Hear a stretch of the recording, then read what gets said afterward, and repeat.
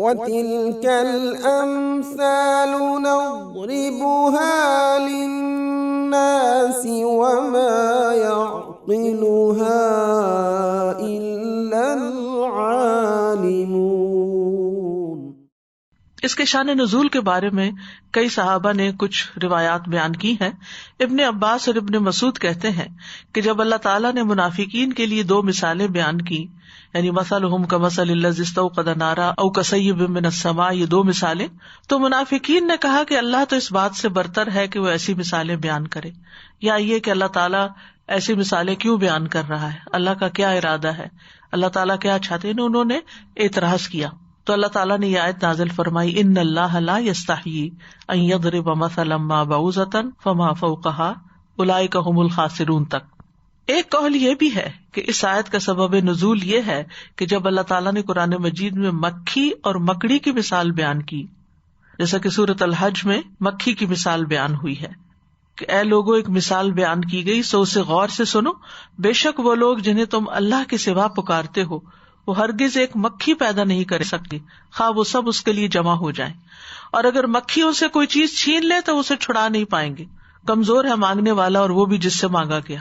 اور دوسری مکڑی کی مثال سورۃ العنکبوت میں بیان ہوئی، ان لوگوں کی مثال جنہوں نے اللہ کے سوا اور مددگار بنا رکھے ہیں، ان کی مثال مکڑی جیسی ہے جس نے ایک گھر بنایا، حالانکہ گھروں میں سے سب سے کمزور گھر مکڑی کا ہوتا ہے، کاش وہ جانتے ہوتے۔ تو یہود نے اعتراض کیا، کہا کہ اللہ سبحانہ وتعالیٰ اگر اتنا بڑا ہے تو یہ حقیر چیزوں کی باتیں کیوں کرتا ہے، یعنی حقیر چیزوں کا ذکر کیوں کیا گیا ہے قرآن میں۔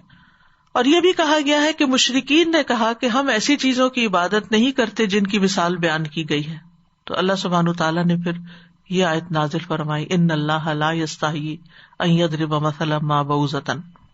اور اس مثال سے جو باتیں ہماری سمجھ میں آتی ہیں وہ یہ کہ اللہ سبحانہ وتعالیٰ حق بیان کرنے سے حیا نہیں فرماتا۔ تو اس میں ہمارے سیکھنے کی بات کیا ہے کہ حق بات کرنے میں انسان کو شرم محسوس نہیں ہونی چاہیے، کیونکہ اس سے دوسرے کا فائدہ ہی ہوتا ہے۔ وقتی طور پر انسان کے اوپر دوسروں کی طرف سے کوئی تنقید آ سکتی ہے یا لوگوں کی نظروں میں انسان گر سکتا ہے، لیکن الٹیمیٹلی ہمیشہ فتح جو ہوتی ہے وہ حق کی ہوتی ہے۔ حق بیان کرنے کے بعد اگر لوگ اعتراض کریں تو اس پر انسان کو پریشان نہیں ہونا چاہیے، کیونکہ اللہ سبحانہ وتعالیٰ خود بھی حق بیان کرتا ہے اور اس بات کو پسند کرتا ہے کہ لوگ بھی حق بات کریں، حق کی طرف جائیں نہ کہ باطل کی طرف۔ پھر اسی طرح یہ ہے کہ اللہ سبحانہ وتعالیٰ نے مچھر کا یہاں پر ذکر کیا، جو کہ اللہ سبحانہ وتعالیٰ کی تخلیق کا شاہکار ہے، اور اس مچھر کی اس مثال نے قرآن کا معجزہ ہونا ثابت کر دیا، کیونکہ اگر اللہ تعالیٰ کے اس عظیم کلام کے اندر یہ چھوٹی چھوٹی مثالیں نہ ہوتی تو ہمیں پتہ نہ چلتا کہ اللہ سبحانہ وتعالیٰ کی عظمت واقعی کیا ہے۔ اللہ تعالیٰ نے عرش جیسی بڑی چیز بھی بنائی اور مچھر جیسی معمولی چیز بھی بنائی۔ حقیر تو نہیں کہہ سکتے، ہمیں دیکھنے میں حقیر لگتی، لیکن معمولی کہہ سکتے کہ بہت چھوٹی سی چیز یا کمزور سی چیز، لیکن وہ کمزور چیز کیسی طاقت رکھتی ہے، اللہ کی دی ہوئی طاقت سے وہ انسان کے لیے بہت سے سبق رکھتی ہے اپنے اندر۔ یہ بہت دفعہ ہوتا ہے نا، انسان اپنے آپ کو کمزور سمجھتا ہے کہ میں تو کچھ بھی نہیں ہوں، میرے اندر تو کوئی صلاحیت نہیں، احساس کمتری کا شکار ہوتا ہے۔ تو اس وقت ایسی مثالوں پر اگر انسان غور کرے، ایک مچھر کے بارے میں اگر آپ پڑھنا شروع کریں، اور میں آپ سے ضرور یہ کہوں گی کہ آپ اس کی مزید خود بھی تحقیق کریں، تو آپ حیران ہو جائیں گے۔ اب تو تصویروں کے ساتھ نیٹ پہ اتنا کچھ پڑا ہوا ہے مچھر کی، ایک ایک چیز یعنی کہ خوردبینوں کے ساتھ چیزیں دیکھی گئی کہ آج سے 100 سال پہلے تو اس کا کوئی تصور بھی نہیں کر سکتا تھا، اور اتنا بڑا معجزہ سامنے آیا ہے کہ اللہ سبحانہ تعالیٰ نے جس طریقے سے اس مثال کو بیان کیا ہے۔ پھر اسی طرح یہ ہے کہ اس مثال سے یہ بھی پتہ چلتا ہے کہ قرآن کچھ لوگوں کے لیے باعث نعمت ہے، باعث ہدایت ہے، باعث رحمت ہے، لیکن کچھ لوگوں کے شر میں اضافہ کرتا ہے۔ جو لوگ بہت ذہین بنتے ہیں، بڑے عقل مند بنتے ہیں، سمجھتے ہیں کہ ہم بہت اچھی طرح بات کر سکتے ہیں، وہ اس طرح کے اعتراض کر کے یہ سمجھتے ہیں کہ واہ بھائی ہم نے تو میدان جیت لیا، یعنی ہم تو اللہ پہ بھی نعوذ باللہ اعتراض کر سکتے ہیں، لیکن یہ بات ان کے اپنے ہی حق میں شر کا باعث ہوتی ہے، اور یہ ان کے فسق کی علامت ہوتی ہے، کیونکہ فاسق ہی اعتراض کرتے ہیں۔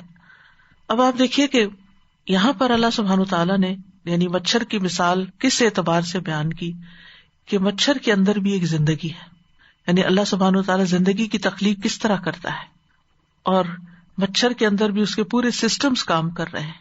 اور پھر یہ کہ مچھر ایک حیرت انگیز چیز ہے، وہ جب تک بھوکا رہتا ہے زندہ رہتا ہے. کہتے ہیں کہ 5 سے 6 مہینے تک اس کی عمر ہوتی، اور جب وہ پیٹ بھر لیتا ہے خون سے تو مر جاتا ہے، پھر وہ اڑ نہیں سکتا صحیح طور پر.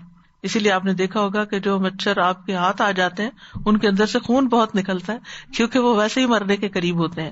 اللہ سبحانہ وتعالیٰ نے تو مچھر کی مثال بیان کی، حدیث میں بھی دنیا دار انسان جو ہے اس کی مثال مچھر سے بیان ہوئی. اس آیت کے بارے میں ربیع بن انس کہتے ہیں کہ اس میں اللہ تعالیٰ نے دنیا کی مثال بیان کرتے ہوئے فرمایا کہ مچھر اس وقت تک زندہ رہتا ہے جب وہ بھوکا ہو، جب وہ سیر ہو جائے تو مر جاتا ہے. ان لوگوں کا بھی یہی حال ہے جن کی اللہ نے قرآن مجید میں یہ مثال بیان کی کہ جب یہ دنیا سے خوب سیر ہو جاتے ہیں تو اللہ تعالیٰ انہیں پکڑ لیتا ہے. یعنی خوب جب فساد کر چکتے ہیں، پیٹ بھر چکتے ہیں، تو پھر ان کی شامت کا وقت آ جاتا ہے. جیسے آتا ہے پھر انہوں نے اس کی تائید میں یہ آیت پڑھی، فَلَمَّا نَسُوا مَا ذُكِّرُوا بِهِ فَتَحْنَا عَلَيْهِمْ أَبْوَابَ كُلِّ شَيْءٍ. جب وہ اس کو بھول گئے جس کی انہیں نصیحت کی گئی تھی تو ہم نے ان پہ ہر چیز کے دروازے کھول دیے. یعنی ان کی نافرمانیوں کے باوجود بھی ان کو خوب رزق دیا، حتیٰ کہ ایک وقت آیا کہ پھر اللہ نے ان کی رسی کھینچ لی. اسی طرح حدیث میں ایک اور مثال آتی ہے. رسول اللہ صلی اللہ علیہ وسلم نے فرمایا، اگر اللہ کے ہاں دنیا کی قدر و قیمت مچھر کے پر کے برابر بھی ہوتی تو وہ کسی کافر کو پانی کا ایک گھونٹ بھی نہ پلاتا. اور پھر مچھر کے معمولی ہونے کی ایک اور مثال بھی ہے. رسول اللہ صلی اللہ علیہ وسلم نے فرمایا، بلا شبہ قیامت کے دن ایک بھاری بھرکم موٹا تازہ شخص آئے گا، لیکن وہ اللہ کے نزدیک مچھر کے پر کے برابر بھی کوئی وزن نہ رکھے گا. اور پھر فرمایا کہ یہ آیت پڑھو، فلا نقیم لہم یوم القیامت وزنا، ہم قیامت کے دن ان کا کوئی وزن قائم نہیں کریں گے، یعنی ان کو کوئی اہمیت نہیں دیں گے، ان کے اعمال جو ہیں ان کی کوئی ویلیو نہیں ہوگی. تو بہرحال مچھر بظاہر دیکھنے میں معمولی چیز ہے اور معمولی چیزوں کی مثال اس سے دی جاتی ہے، لیکن یہ اللہ تعالیٰ کی ایک حیران کن تخلیق ہے. یہ مچھر جس کو معمولی سا کیڑا ہم سمجھتے ہیں، حشرات الارض یعنی انسیکٹس میں سے سب سے زیادہ خطرناک جاندار ہے، جس کی وجہ سے ہر سال لاکھوں لوگ مر جاتے ہیں. کہتے ہیں کہ تقریباً 1 ملین لوگ جو ہیں ان کی ڈیتھس مچھر کے کاٹنے کی وجہ سے ہوتی ہے. اسی لیے اس کو ڈیڈلیسٹ ارتھ اینیمل کہا جاتا ہے. یہ بھی کہا جاتا ہے کہ مچھر سکندر اعظم الیگزینڈر دی گریٹ کی موت کا سبب بھی بنا، نمرود کی موت کا سبب بھی بنا، یعنی جو عبرتناک موت تھی. مچھر کی تقریباً 3500 قسمیں ہیں، 3500 اسپیشیز ہیں اس کی انواع، اور ان میں سے صرف 200 اقسام ایسی ہیں جن کی صرف مادہ مچھر فیمیل ماسکیٹوز ہی خون پینے کے لیے کاٹتی ہیں، یعنی فیمیل کاٹتی، اور یہ ہر قسم کے جانور کو کاٹتے ہیں، صرف انسان کو نہیں. سانپ، مینڈک، پرندے، گھوڑے، گائے. اسی طرح نر مچھر جو ہے وہ عموماً پھولوں، پتوں وغیرہ سے اپنی خوراک حاصل کرتے. جدید تحقیقات کے مطابق مچھر کا وجود انسان کے وجود سے بھی پہلے کا ہے، مچھر پہلے پیدا ہوا تھا. یہ زمین پر 10 کروڑ 10 ملین سال سے رہا ہے، جو کہ نظریہ ارتقاء کے لیے ایک بڑی مشکل پیدا کرتا ہے، کیونکہ مچھر کے 10 کروڑ سال پرانے فوسلز اور آج کے مچھر میں کوئی ارتقائی تبدیلی نہیں ہوئی، ایوولوشن نہیں ہوئی مچھر میں. کچھ سائنسدان یہ بھی کہتے ہیں کہ مچھر 2 ارب سال پہلے سے موجود ہے، واللہ عالم. مچھر کی عمر 5 سے 6 مہینے تک ہوتی ہے. اس کے 3 دل ہوتے ہیں، ایک مرکزی دل سینے میں، 2 دل پروں کے ساتھ ہیں، ایک دل دائیں طرف، ایک بائیں طرف. مچھر کے 2 دماغ ہوتے ہیں اور 2 آنکھیں ہوتی ہیں. ہر آنکھ میں تقریباً 1000 لینزز ہوتے ہیں جو آزادانہ طور پر انڈیپینڈنٹلی مختلف اطراف میں دیکھ سکتے ہیں. اسی لیے آپ مچھر کو پکڑ نہیں سکتے، کیونکہ وہ آپ کی کسی طرف سے بھی موومنٹ آتی ہے وہ وہاں سے بھی دیکھ لیتا ہے، ہر اینگل سے دیکھ لیتا ہے. اسی طرح وہ اندھیرے میں بھی دیکھ لیتا ہے، جبکہ ہم اندھیرے میں نہیں دیکھ سکتے. تبھی تو وہ اندھیرے میں بھی آپ سوئے ہوئے تو وہ آپ کے اوپر آ کے بیٹھ جائے گا. مچھر کے منہ میں 48 دانت ہوتے ہیں. اس کی اڑان 1 سیکنڈ میں 1000 مرتبہ اپنے ونگز ہلاتا ہے، حرکت ہوتی، اسی لیے اس کی جو ہمنگ ہوتی ہے وہ عجیب سی ہوتی ہے. لیکن اس کے باوجود 1 گھنٹے میں صرف 1 سے 1.5 میل کا فاصلہ طے کر سکتا ہے. مادہ مچھر ایک وقت میں 200 انڈے دیتی ہے. مچھروں میں سب سے زیادہ خاص بات ان کے خون چوسنے کا طریقہ ہے. مچھر کے منہ میں 6 سوئیاں 6 نیڈلز ہوتی ہیں، جن میں سے ہر ایک کا اپنا کام ہوتا ہے. ان کی مدد سے وہ صرف مطلوبہ خون ہی چوستے ہیں، خراب یا غیر ضروری خون نہیں پیتے. مچھر جب انسان کے کسی حصے کو کاٹتا ہے تو اس حصے کو پہلے اپنے لعاب سے سن کرتا ہے، فریز کرتا ہے، پھر اس حصے میں اپنی 6 سوئیاں انجیکشن کی طرح ڈال کر خون پینا شروع کرتا ہے. ان میں سے 4 سوئیاں جو ہوتی ہیں یا چھریاں جو ہوتی ہیں وہ جلد میں شگاف ڈالتی ہیں، 2 آپس میں مل کے نلکی سی بن جاتی ہیں جن سے وہ خون سک کر کے باہر نکالتا ہے. انسان کا خون چونکہ تھوڑا گاڑھا ہوتا ہے جو اس کی سونڈ میں اوپر نہیں چڑھتا، تو اللہ تعالیٰ نے اس کو ایسی صلاحیت دی ہے کہ پہلے وہ اس خون کو پتلا کرتا ہے اور پھر اس کے بعد سک کرتا ہے، ڈائلوٹ کر کے اس کو اوپر لے جاتا ہے. اس کا لعاب پین کلر کا کام بھی دیتا ہے جس کی وجہ سے کاٹتے وقت درد محسوس نہیں ہوتا.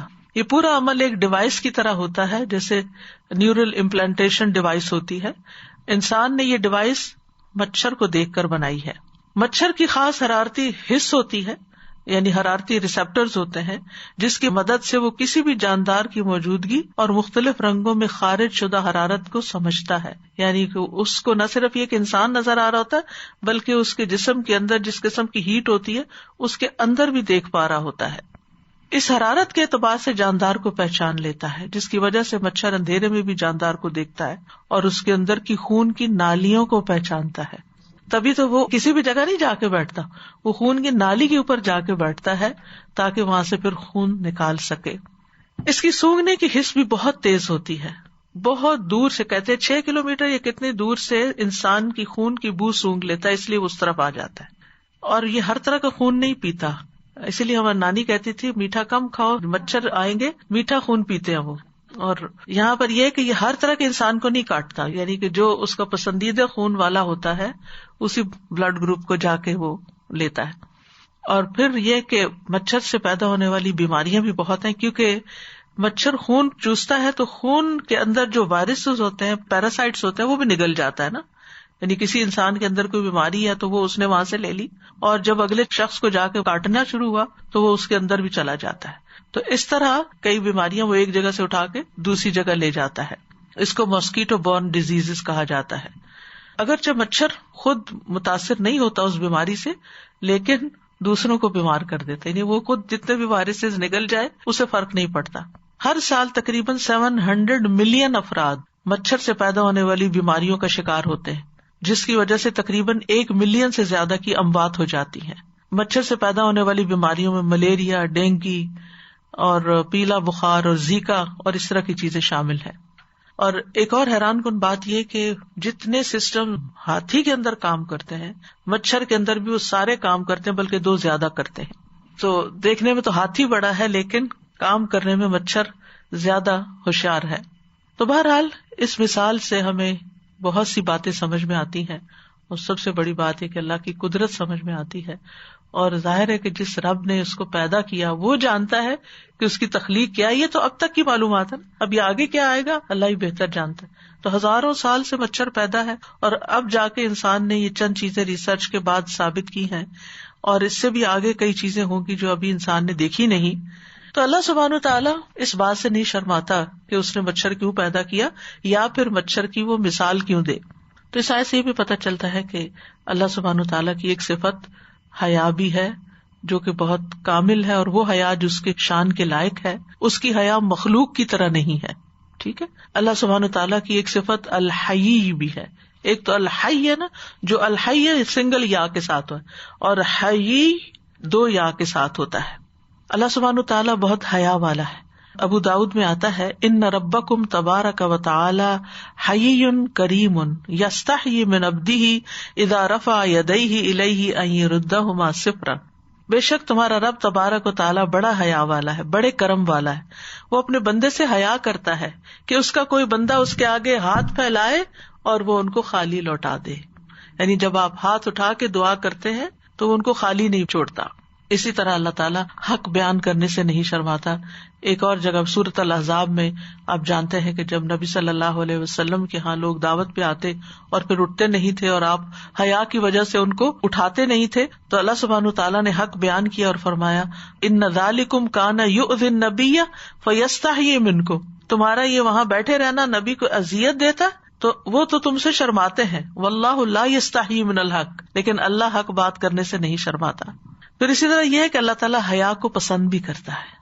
اللہ تعالیٰ حیا کو پسند کرتا ہے.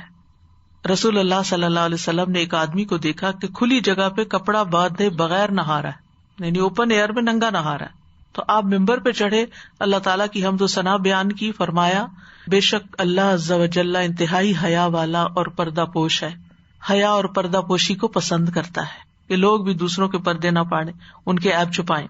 سو تم میں سے جب کوئی غسل کرنے لگے تو پردہ کر لے، یعنی واش روم کو لاک کر کے غسل کریں، دروازہ بند کر کے کریں، کرٹن ڈال کے کریں، ننگے نہ دوسروں کے سامنے آئیں۔ اسی طرح اللہ سبحانہ تعالیٰ کو بے حیائی کے کام پسند نہیں، فحش چیزیں پسند نہیں، اسی لیے اس نے ساری فحش باتوں کو حرام قرار دیا ہے۔